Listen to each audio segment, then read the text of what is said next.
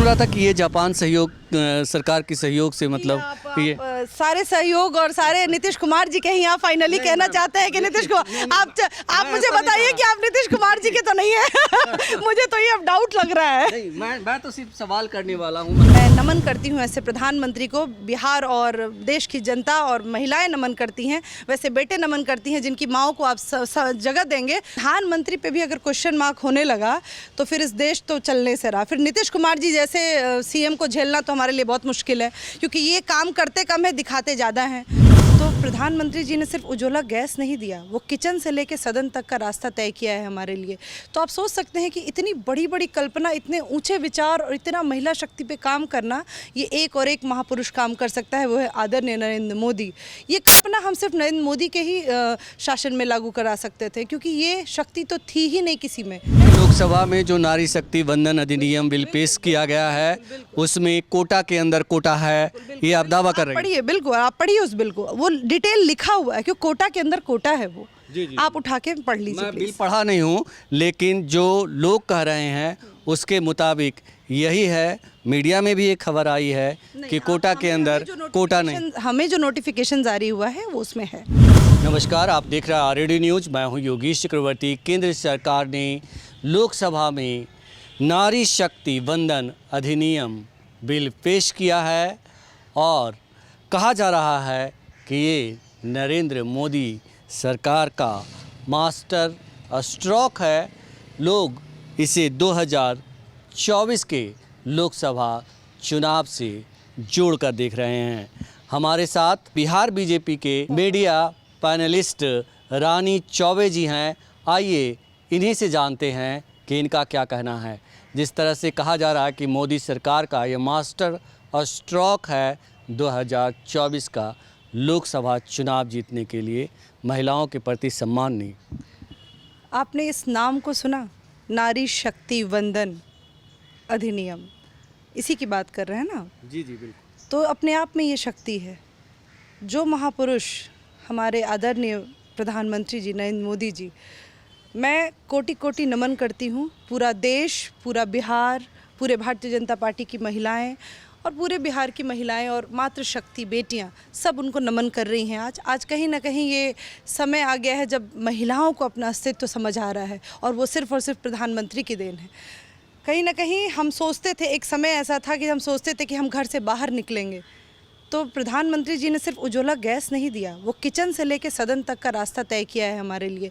तो आप सोच सकते हैं कि इतनी बड़ी बड़ी कल्पना, इतने ऊंचे विचार और इतना महिला शक्ति पे काम करना, ये एक और एक महापुरुष काम कर सकता है, वो है आदरणीय नरेंद्र मोदी। ये कल्पना हम सिर्फ नरेंद्र मोदी के ही शासन में लागू करा सकते थे, क्योंकि ये शक्ति तो थी ही नहीं किसी में जो मातृशक्ति को आगे कर दे। सदन का पहला दिन और मातृशक्ति का पहला बिल, आप समझ सकते हैं कि क्या सोच है उस इंसान की, क्या सोच, एक विज़न है। 9 साल में एक दिन न छुट्टी लेने वाला, लगातार काम करने वाला इंसान, आप कैसे बोल सकते हैं कि चुनाव है इसलिए कार्य हो रहा है? ये क्या है मास्टर स्ट्रोक? मास्टर स्ट्रोक सिर्फ कांग्रेस करती है, और ये जो घमंडिया सरकार है ये करती है, जो अपने परिवारवाद को लेके अपने पुत्रों को और आगे बढ़ा रही है, और किसी महिला और किसी लोगों को आरक्षण की बात ही नहीं करती हैं। अगर एक महिला शक्ति आरक्षण की बात करने वाला महापुरुष आज आगे आया है तो सिर्फ वो इसलिए उनके हिट लिस्ट में आ रहा है क्योंकि वो सरकार चला रहा है, क्योंकि उन्होंने 9 साल में बेमिसाल काम किया है, इतनी योजनाएं दी हैं महिला शक्ति को, सिर्फ इसलिए। और मुझे लगता है कि कुछ चीज़ों को, मातृशक्ति की जब बात आए तो कुछ चीज़ों को राजनीति से हट के भी सोचने की ज़रूरत है, क्योंकि ये बिल महिलाओं के लिए है और सबकी माताएं बहनें हैं जिसमें आगे आएंगी, चाहे वो अपोजिशन की हो, चाहे वो अपोजिशन के लोग भी सपोर्ट कर रहे हैं इस बिल को, विरोध नहीं कर रहे।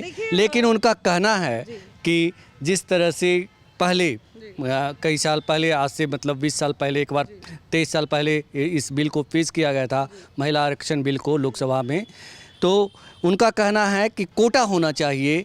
जो दलित पिछड़ी महिलाएं हैं उनको भी रिजर्वेशन मिलना चाहिए। बिल्कुल मिला है, आप उठा के देख लीजिए, प्रधानमंत्री जी ने वो किया है।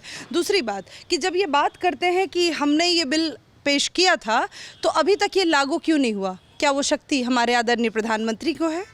तो है, तो इस चीज़ का एक्सेप्टेंस भी करें। ये अपोजिशन सिर्फ बात करते हैं, हर योजनाओं को, जो जो योजनाएं आई उसको पूरा बिहार फ्लॉप करने पे लगा हुआ था। आपने देखा कि प्रधानमंत्री की अनेकों योजनाएं आई, लेकिन इतना डिले किया गया इन चीज़ों को। आप जाके देख लीजिए, सारे विभाग में भ्रष्टाचार से लिप्त है सारी योजनाओं में। क्यों? आज हम आयुष्मान कार्ड के लिए कल ही प्रेस कॉन्फ्रेंस हमने किया, आयुष्मान कार्ड बन रहा है, हमने सारे जगह पे जाके देखा कि जो गति है वो काफ़ी धीमी है, उसको ही प्रधानमंत्री ने अपने सेवा पखवाड़ा में आगे बढ़ाया है।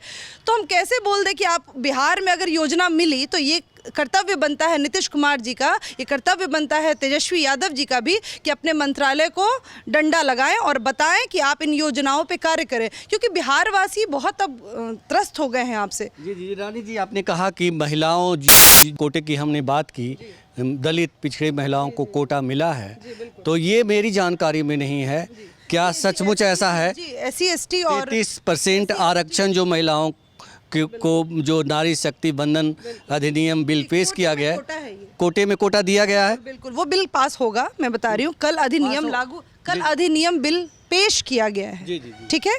प्रधानमंत्री जी ने नारी शक्ति के लिए अधिनियम लागू पेश किया है। अब इस पे इतना बवाल मचाने की क्या जरूरत है कि SC ST के लिए नहीं लागू होगा, उसके लिए नहीं लागू होगा, सबके लिए प्रधानमंत्री जी सोचते हैं। क्या उनकी सारी योजनाओं में गरीब कल्याण नहीं है? आप बताइए मुझे। तो आपने कैसे सोच लिया कि इसमें नहीं होगा?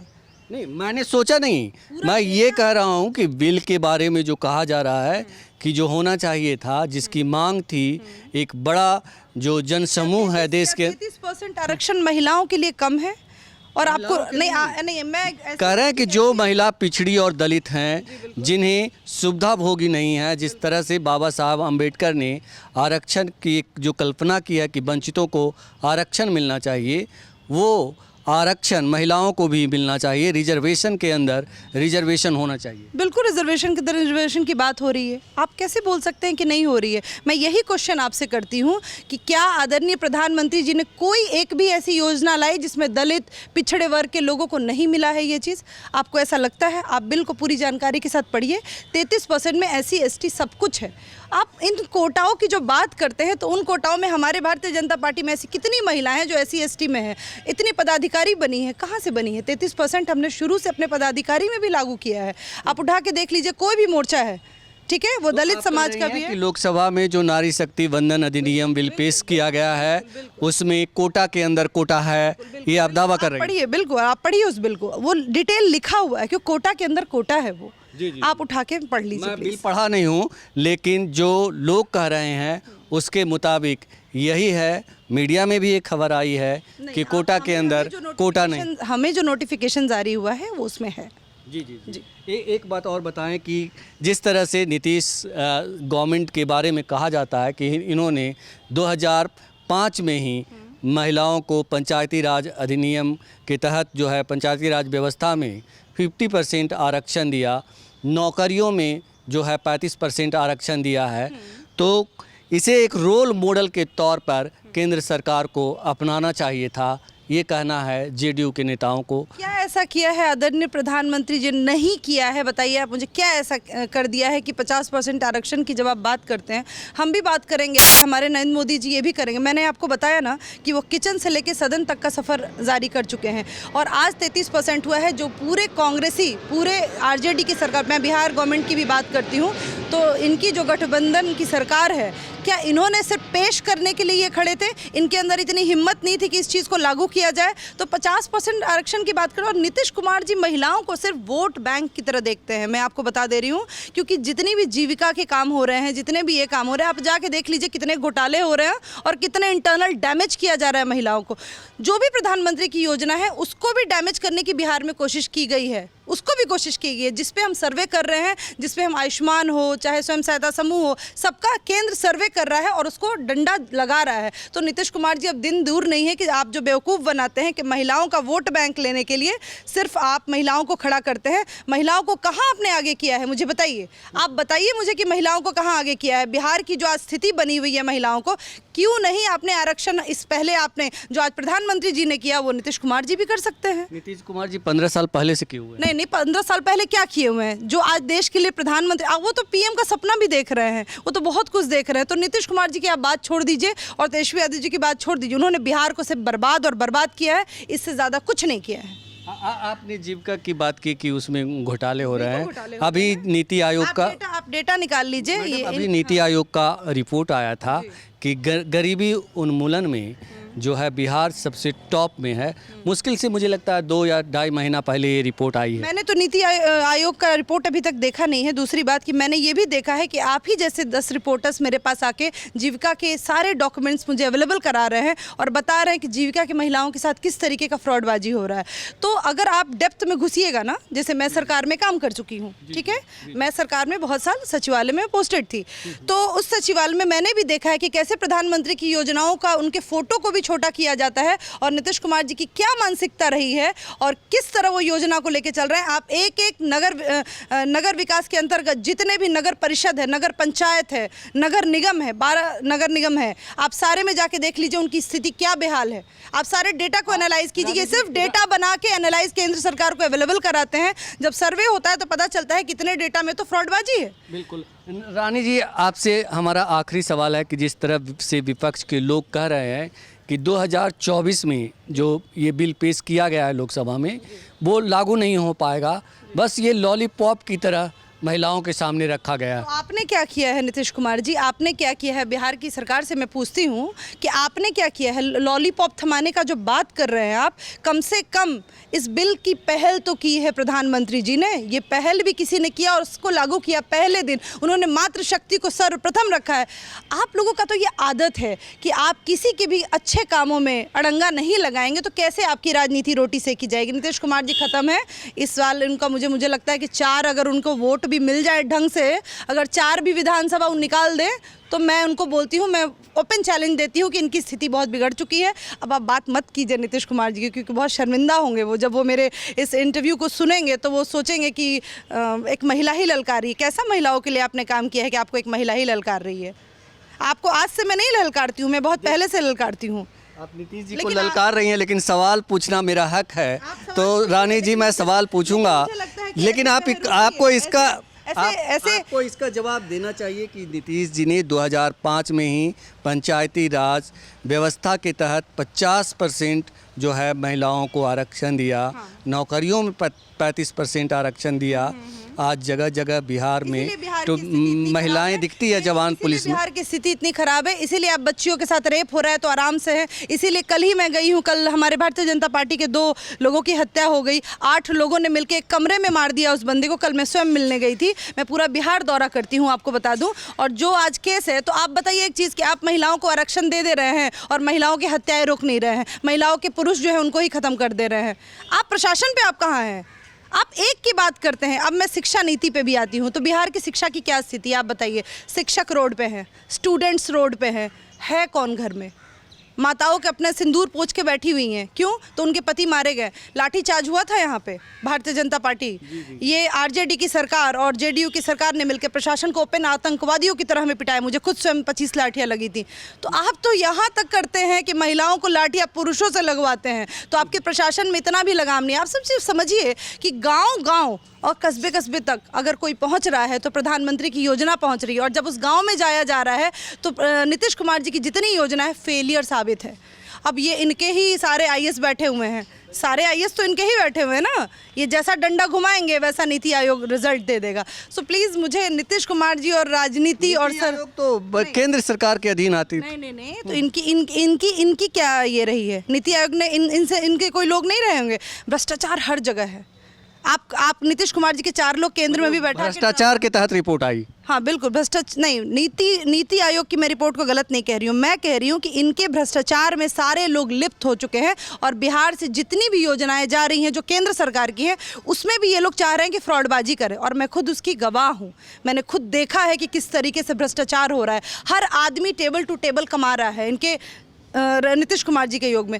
और इन्हें तो कोई जानकारी ही नहीं है। 1 मिनट, इन्हें तो कोई जानकारी ही नहीं है। सबसे बड़ी बात है कि अगर आपको जानकारी होगी तो आपसे पूछा जाता है कि हत्याएं कितनी, कहाँ हत्याएं हुई हैं, कहाँ हत्याएं हुई हैं? सब कुछ ठीक है, सब कुछ ठीक है नीतीश कुमार जी।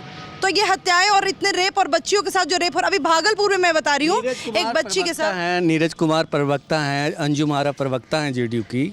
वो कह रहे हैं, दोनों से मैंने बात की है, वो दोनों कह रहे हैं कि 9 साल तक महिलाओं की बात प्रधानमंत्री को याद क्यों नहीं आई, महिलाओं के हक के बारे में क्यों नहीं सोचा? जो लोग अब जब 10वें साल में चुनाव होना है तो उन्हें महिलाएं याद आ गई। साल बेमिसाल में आप उठा के देख लीजिए, प्रधानमंत्री जी ने अपने जब जन्मदिन को भी एक सेवा पखवाड़ा की सेवा के रूप में, आप प्रधानमंत्री की तुलना कहाँ से प्रतापबाद तुलना कर नहीं कर रहे सकती हैं, हैं? तुलना कहाँ और कर रहे हैं, नीतीश हम तो कुमार सवाल जी कर रहे हैं। नहीं, सवाल इसलिए मत कीजिए ना क्योंकि गलत सवाल है ये। आप जो उनकी प्रवक्ताओं ने जो सवाल किया है वो डायरेक्ट मुझसे आके पूछे, मैं बताती हूँ उनका व्यवहार कि प्रधानमंत्री ने कितना इस 9 साल में क्या क्या काम किया है। प्रधानमंत्री पे भी अगर क्वेश्चन मार्क होने लगा तो फिर इस देश तो चलने से रहा। फिर नीतीश कुमार जी जैसे सीएम को झेलना तो हमारे लिए बहुत मुश्किल है, क्योंकि ये काम करते कम है, दिखाते ज़्यादा हैं, ठीक है। और कम से कम प्रधानमंत्री की योजनाएं आप सड़क सड़क, गली गली और रोड वोड देख लीजिए कि कितने सड़क बने, कितने एनएच बने, क्या क्या बना। बिहार में कोई डेवलपमेंट हुआ तो केंद्र सरकार के बदौलत हुआ। आज मेट्रो में भी कुछ दिन केंद्र सरकार का ही रहा है। आज मेट्रो का जो विज़न हुआ है, स्मार्ट सिटी का जो विज़न हुआ है, वो केंद्र सरकार की ही देन है। आप इस चीज़ को मत भूलिए, जी जी जी, है ना। मैं तो सुन रहा था कि ये जापान सहयोग, सरकार की सहयोग से मतलब आप ये सारे सहयोग और सारे नीतीश कुमार जी के ही आप फाइनली कहना चाहते हैं कि नीतीश कुमार, आप मुझे बताइए कि आप नीतीश कुमार जी के तो नहीं है। मुझे तो ये अब डाउट लग रहा है। नहीं, मैं तो सिर्फ सवाल करने वाला हूँ, मैं अपना काम सवाल का जवाब आज का ये था कि मैं आपने सबसे पहला क्वेश्चन बहुत अच्छा किया कि नारी शक्ति वंदन पे मैं नमन करती हूँ। ऐसे प्रधानमंत्री को बिहार और देश की जनता और महिलाएं नमन करती हैं, वैसे बेटे नमन करती हैं। जिनकी माओं को आप जगह देंगे उस संसद में हमारा पैर भी आएगा। एक समय ऐसा आएगा जब बिहार और पूरे देश की 33% महिलाएं उस सदन में बैठेंगी, तो आप समझ रहे हैं क्या कल्पना होगी, क्या चीज़ दिखेगा। वो प्रधानमंत्री ही कर सकते हैं और किसी से, और ईश्वर ने उन्हें ही मौका दिया, ये भी सोचिए, क्योंकि आज इस कलयुग में ईश्वर खड़ा है उनके साथ। ये थी बीजेपी की प्रवक्ता रानी चौबे जी, जिन्होंने कहा कि प्रधानमंत्री ने एक बड़ा फैसला लिया है और उन्होंने महिलाओं की भलाई के लिए ये फैसला लिया है, उनके विकास के लिए ये फैसला लिया है। ये इसका चुनाव से कोई लेना देना नहीं। योगेश चक्रवर्ती, RAD न्यूज़, पटना।